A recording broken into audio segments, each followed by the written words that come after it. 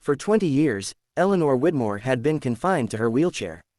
Once a vibrant entrepreneur and one of the wealthiest women in the city, her life had shifted drastically after a car accident left her unable to walk.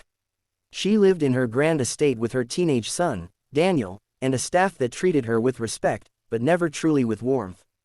Though surrounded by luxury, Eleanor's nights were cold, filled with memories of what she had lost: dancing, walking barefoot on the grass, and chasing her son when he was little. Now Daniel avoided eye contact, quietly embarrassed by his mother's condition, while the staff obeyed her but never really saw her. Then, one day, a new janitor appeared at the mansion.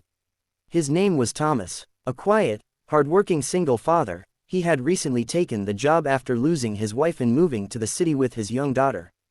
Unlike the other employees, Thomas didn't just treat Eleanor like an untouchable figure in a chair. He spoke to her gently, listened to her stories, and even made her laugh with his dry sense of humor. Eleanor noticed something rare in him: he looked at her as though she was still human, not broken. But more than that, Thomas had once been a physical therapy assistant before tragedy had forced him to give up his career. Slowly, he began offering to help Eleanor with small stretches.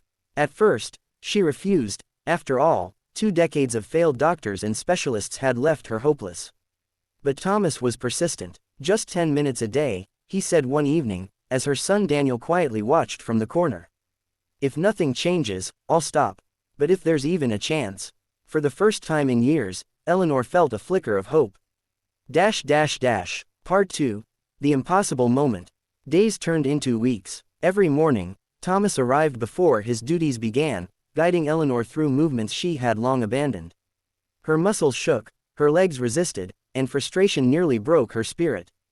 But Thomas's calm voice never wavered. "Don't focus on what you can't do. Focus on what you can do today." Daniel, skeptical at first, slowly started watching more closely. He had never seen his mother so determined. At night, he whispered to Thomas, "Do you really think she'll ever walk again?" Thomas's eyes softened. "I don't know, but I believe she can try." Then came the morning that silenced everyone. Eleanor gripped the parallel bars Thomas had brought into her study. Her arms trembled, her body felt like lead, but Thomas's steady encouragement filled the room.